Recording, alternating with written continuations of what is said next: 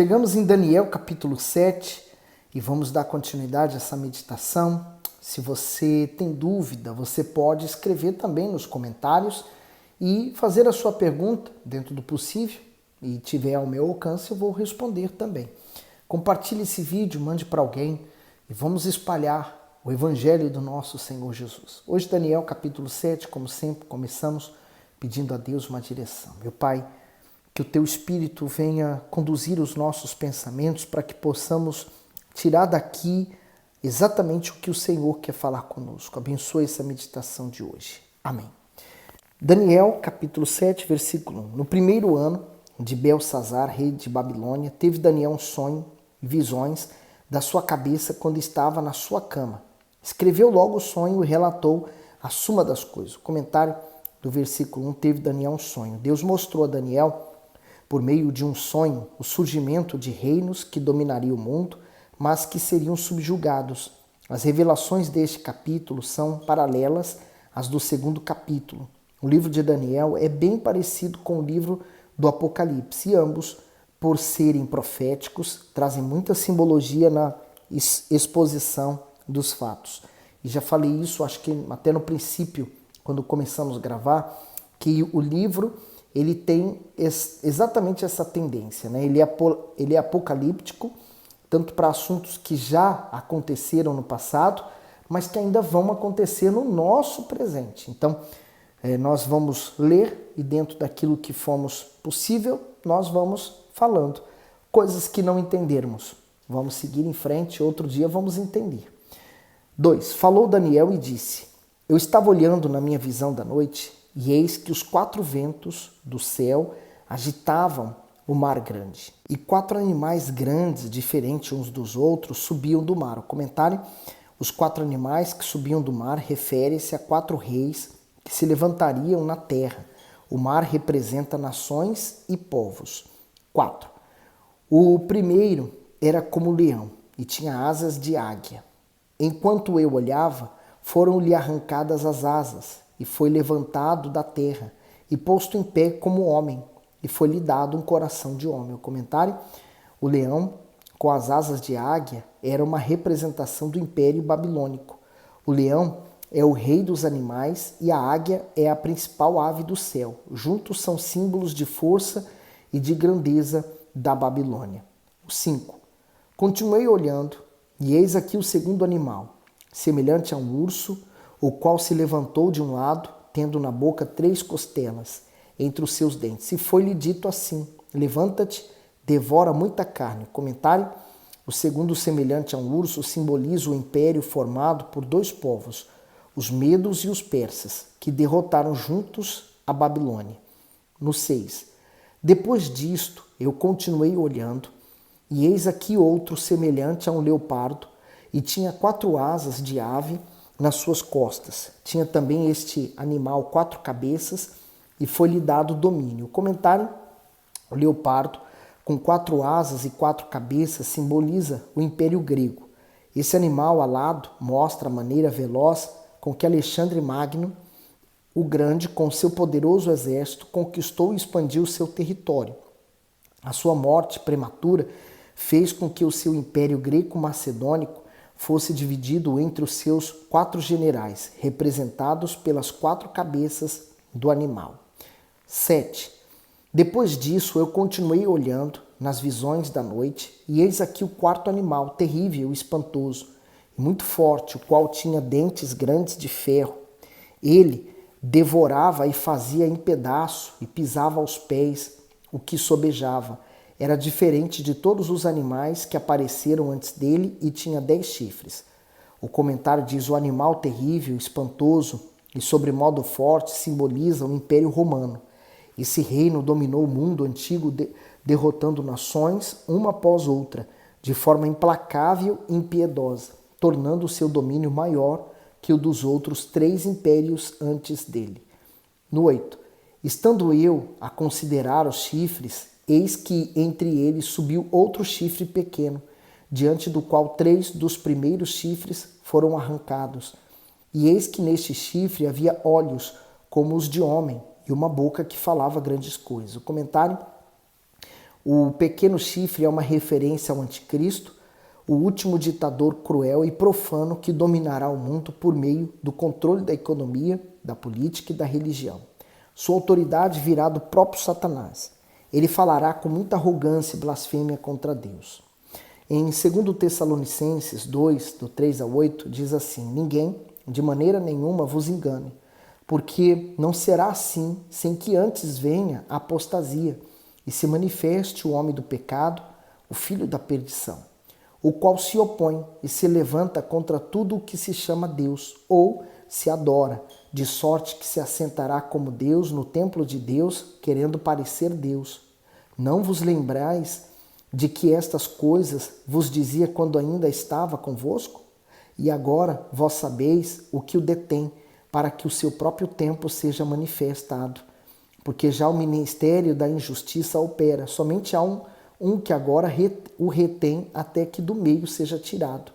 E então será revelado o iníquo, a quem o Deus desfará pelo espírito da sua boca e aniquilará pelo esplendor da sua vinda. Em Apocalipse 13, 6 ao 7, e abriu a sua boca em blasfêmia contra Deus para blasfemar do seu nome e do seu tabernáculo e dos que habitam no céu. E foi-lhe permitido fazer guerra aos santos e vencê-los, e deu-se-lhe poder sobre toda a tribo e língua e nação. Se você parar e observar, o mundo já vem se organizando para a vinda do anticristo. De que maneira? Com as epidemias, com os desastres naturais, o cuidado com o meio ambiente, com várias e várias outras situações que vêm ocorrendo. A violência vem crescendo, os assassinatos, as pessoas raivosas, né? A economia que ora sobe e desce, a inflação que sobe absurdamente, o preço da vida que vem ficando cada vez mais e mais caro para se viver nos países, a fome, as guerras, tudo isso é um chamamento para o anticristo, porque quando ele vier, ele vai trazer uma falsa paz. Mas aí vai vir a marca da besta, enfim. Mas nós notamos o mundo se organizando. Por exemplo, hoje as ideias que nós transmitimos da palavra de Deus, ela vai se tornando cada vez mais antiquada, antiga, imperfeita, incapaz de ajudar o ser humano, criadora do ódio. E é o que vem se pregando hoje cada vez mais. E isso já vem sendo incutido na mente, principalmente das crianças. Daí você ter o cuidado com seus filhos, com o que ele aprende na escola. Porque às vezes os próprios professores, eles já incentivam as crianças a crescerem com um pensamento anticristão, anticristo, anti a igreja, anti as doutrinas, anti as leis. Porque hoje, por exemplo, você falar de determinados assuntos da Bíblia, é quase que um pecado você falar sobre aquilo, porque é como se fosse contra a humanidade. E você nem sequer pode expressar a sua opinião e dizer que você é a favor da palavra de Deus. Você tem que ser a favor do pensamento geral do mundo. Eu continuei olhando no 9, até que foram postos uns tronos e um ancião de dias se assentou. As suas vestes era branca como a neve e o cabelo da sua cabeça como a pura lã. E o seu trono de chamas de fogo e as suas rodas de fogo ardente. Um rio de fogo manava e saía de diante dele, milhares de milhares o serviam, e milhões de milhões assistiam diante dele. Assentou-se o juiz e abriram-se os livros. O comentário diz assim: ancião de dias. É uma designação ao Deus Altíssimo e enfatiza o seu caráter eterno. Ele está sentado em seu trono de justiça para julgar todos os reinos. As vestes brancas, como a neve, revelam a sua santidade. O seu cabelo branco, como a lã, remete à sua glória e majestade. O trono, de chamas de fogo, se refere à sua justiça. Todos os reinos deste mundo prestarão contas de seus atos e de suas omissões diante dele. Tudo estará registrado nos livros, tanto as obras boas quanto as más. Apocalipse 20, 12 diz: e vi os mortos, pequenos e grandes, que estavam diante de Deus, e abriram-se os livros, e abriu-se outro livro, que é o livro da vida. E os mortos foram julgados pelas coisas que estavam escritas nos livros, segundo as suas obras. Que visão que ele está tendo a respeito do que há de acontecer, né? Aí, esses livros, que é o perigoso, porque tudo está sendo registrado, né? Por exemplo, todas as suas atitudes sem o arrependimento, né? Sem o Senhor Jesus. Então, enquanto não houver o arrependimento, tudo que nós fazemos é registrado. Atitudes, coisas que fazemos que talvez ninguém esteja vendo, mas está sendo registrado como se fosse num computador super tecnológico. Não apenas o que fazemos, mas o que pensamos, o que sentimos. Tudo está sendo registrado devidamente, segundo a segundo, milésimos de segundo a milésimos de segundo. É como se houvesse uma câmera 24 horas gravando o que nós fazemos e o que está também no nosso pensamento. Então, quando essas pessoas forem julgadas diante do trono, todo o filme da vida dela vai estar sendo exposto, porque há pessoas que supostamente serviam a Deus, honravam a Deus, mas no fundo não estavam salvas. E diante do trono elas vão reivindicar isso, mas eu preguei no seu nome, eu falei do Senhor, e Jesus então vai dizer, nunca vos conheci, porque elas nunca foram lavadas pelo sangue. Já no entanto, aqueles que pode ter tido o passado podre, vil, o passado sujo, mas elas se arrependeram e foram lavadas no sangue do Cordeiro. Então, diferente dessas, o passado dela, os pecados dela é jogado no mar do esquecimento. Assim mesmo a Bíblia diz. E, uma vez que o nosso passado é apagado, é esquecido, então só vale o que há no presente. E no presente, o que nós temos, é o nome escrito no livro da vida. Claro que continuamos sendo pecadores, mas agora somos lavados no sangue do Cordeiro e temos acesso ao Pai. Percebeu a diferença? No 11, então, estive olhando, por causa da voz de grandes palavras que o chifre proferia, estive olhando até que o animal foi morto e o seu corpo desfeito entregue para ser queimado pelo fogo. E quanto aos outros animais, foi-lhes tirado o domínio, todavia foi-lhes prolongada a vida até certo espaço de tempo. Eu estava olhando nas minhas visões da noite, e eis que vinha nas nuvens do céu um como o filho do homem, e dirigiu-se ao ancião de dias, e o fizeram chegar até ele. Lembra-se que filho do homem é uma designação a Jesus. 14. E foi-lhe dado o domínio, e a honra, e o reino, para que todos os povos, nações e línguas o servissem. O seu domínio é um domínio eterno, que não passará, e o seu reino, tal que não será destruído. Comentário: como o Filho do Homem é uma referência ao Messias, o Senhor Jesus, que recebeu do Deus Pai o domínio sobre todos os reinos do mundo. Ele se assentará no trono para governar com poder e justiça, juntamente com a sua igreja comprada pelo seu precioso sangue. Mateus 26, 64. Disse-lhe Jesus: Tu disseste, digo-vos, porém, que vereis em breve o Filho do Homem assentado à direita do poder e vindo sobre as nuvens do céu. E de fato Jesus recebeu honra, o reino, os povos, não só os judeus, mas de todas as línguas e nações podem vir a Jesus. E Jesus dá acesso a essas pessoas ao Pai, ao Deus Pai. E ele instituiu sim um reino santo, um reino de sacerdotes, o reino de Deus. E futuramente será estabelecido o reino do céu. Para aqueles que estão na terra e morrem hoje, salvos em Jesus, então eles já dão entrada no reino do céu. 15. Quanto a mim, Daniel, meu espírito foi abatido dentro do corpo, e as visões da minha cabeça me perturbaram. Cheguei-me a um dos que estavam perto e pedi-lhe a verdade acerca de tudo isto, e ele me disse e fez-me saber a interpretação das coisas. Estes grandes animais, que são quatro reis que se levantarão na terra, mas os santos do Altíssimo receberão o reino e o possuirão para todo sempre e de eternidade em eternidade. Comentário: os santos, ou seja, os verdadeiros servos de Deus, desfrutarão desse reino indestrutível e eterno que pertence ao Rei dos Reis, o Messias e Senhor, e reinarão com ele. Como está em 2 Timóteo 2,12, se sofremos, também com ele reinaremos. Se o negarmos, também ele nos negará. Apocalipse 22:5. E ali não haverá mais noite, e não necessitarão de lâmpada, nem de sol, nem da luz do sol, porque o Senhor Deus os iluminará, e reinarão para todo sempre. Concluindo o comentário, eles são chamados de santos por terem se separado da corrupção deste mundo e por viverem em obediência à palavra do Altíssimo. Por isso que no Pai Nosso está lá, santificado seja o teu nome. Então nós, na nossa vida, na nossa maneira de viver, no nosso testemunho, santificamos a Deus. 19.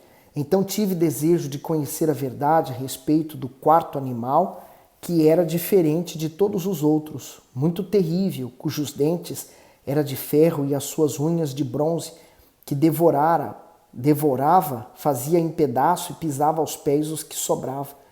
E também a respeito dos 10 chifres que tinha na cabeça, e do outro que saiu, e diante do qual caíram 3, isto é, daquele chifre que tinha olhos e uma boca que falava grandes coisas, e cujo parecer era mais robusto do que os dos seus companheiros. Eu olhava, e eis que esse chifre fazia guerra contra os santos, e prevaleceu contra eles. Até que veio o ancião de dias e fez justiça aos santos do Altíssimo, e chegou o tempo em que os santos possuirão o reino.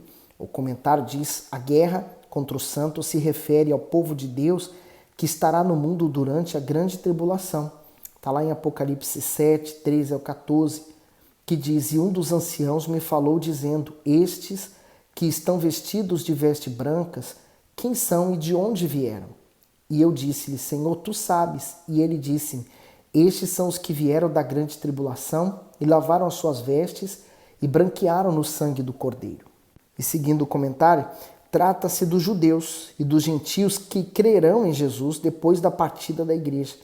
O anticristo governará e prevalecerá contra os santos temporariamente, causando grande opressão, especialmente em Israel. Mas, quando o Filho do Homem se manifestar em sua segunda vinda, lhes fará justiça, e os que se mantiveram fiéis possuirão o reino de Deus, ou seja, a salvação eterna. É maravilhoso, né? Hoje nós estarmos lendo isso, poder imaginar que um dia nós podemos estar lá, nessa multidão que vai reinar junto com Jesus. No 23, disse assim: o quarto animal será o quarto reino na terra, o qual será diferente de todos os reinos, e devorará toda a terra, e a pisará aos pés e fará em pedaços. E quanto aos 10 chifres, daquele mesmo reino se levantarão 10 reis, e depois dele se levantará outro, o qual será diferente dos primeiros, e abaterá os 3 reis. E proferirá palavras contra o Altíssimo, e destruirá os santos do Altíssimo, e cuidará em mudar os tempos e a lei. E eles serão entregues na sua mão, por um tempo, e tempos, e a metade de um tempo. Olha só, mudará leis. E nós temos visto isso nos nossos dias. Então, nós somos uma geração que estamos presenciando muitas coisas do que vai acontecer no futuro com a chegada do anticristo. 26. Mas o juízo será estabelecido, e eles tirarão o seu domínio para o destruir e para o desfazer até o fim. O comentário 25 e 26. Por um tempo. Tempos e metade de um tempo faz referência ao período de 3 anos e meio correspondente à metade do tempo, de 7 anos sobre o domínio do anticristo. Ele será destruído pela grande pedra que representa o Senhor Jesus, e assim a justiça de Deus se estabelecerá em toda a terra. Seguindo para o 27. E o reino, e o domínio, e a majestade dos reinos, debaixo de todo o céu, serão dados ao povo dos santos do Altíssimo. O seu reino será um reino eterno, e todos os domínios o servirão e lhe obedecerão. Aqui terminou o assunto. Quanto a mim, Daniel, os meus pensamentos muito me perturbaram e mudou-se em mim o meu semblante, mas guardei o assunto no meu coração. Posso até imaginar quão difícil foi ele ter essa visão, porque ele viu, na verdade, o anticristo perseguindo os cristãos, aqueles que são de luz, sendo perseguidos, né? E hoje temos, sim, o cristianismo ele é muito perseguido. As pessoas que professam uma fé verdadeira em Jesus Cristo e dizem estar em determinadas igrejas, elas são completamente perseguidas. E nós entendemos isso perfeitamente. O Senhor Jesus falou sobre isso, dizendo, né, que no mundo tereis aflições, mas tem de bom ânimo porque eu venci o mundo. Então, nós temos que estar em Jesus para poder vencer também, tá certo? Que Deus continue abençoando, dá o seu gosto e partilhe o vídeo. Fique bem.